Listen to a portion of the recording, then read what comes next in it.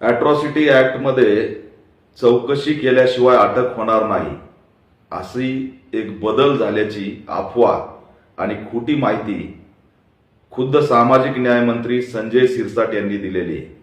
मुळात 2025-26 ला कोणताही अॅट्रॉसिटी ॲक्टमध्ये बदल झालेला नाही।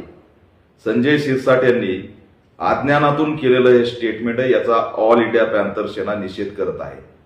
दुर्दैव आहे की अनुसूचित जातीचे असलेले संजय शिरसाटच सामाजिक न्यायाची भाषा सोडून सामाजिक अन्यायाची भाषा करायला लागले।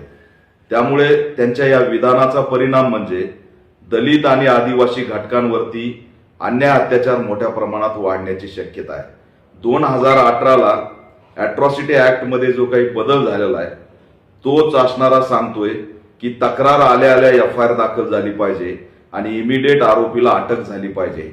संजय शिरसाट यांनी हा शोध कुठून लावला हा प्रश्न आम्ही त्यांना विचारतोय। त्यांनी अफवा पसरवलेली आहे, मिसगाईड केलेलं आहे, मिस इन्फॉर्मेशन दिलेली आहे आणि याचा परिणाम समाजात झाल्याशिवाय राहणार नाही।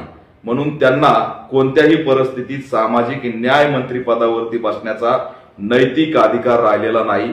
तात्काळ त्यांचा राजीनामा राज्य सरकारने घेतला पाहिजे अशी ऑल इंडिया पॅंथर सेना मागणी करत आहे। दुर्दैवाने अन्याय अत्याचार, दलितांच्या भूमिका आणि अॅट्रॉसिटी ॲक्ट याबद्दल संजय शिरसाट यांना कसलीही माहिती नाही। ते अफवा पसरवत आहेत हेच असणारं सत्य आहे आणि त्याच्यामुळे त्यांचा सामाजिक न्याय मंत्री पदाचा राजीनामा घ्यावा अशी ऑल इंडिया पॅंथर सेना मागणी करत आहे।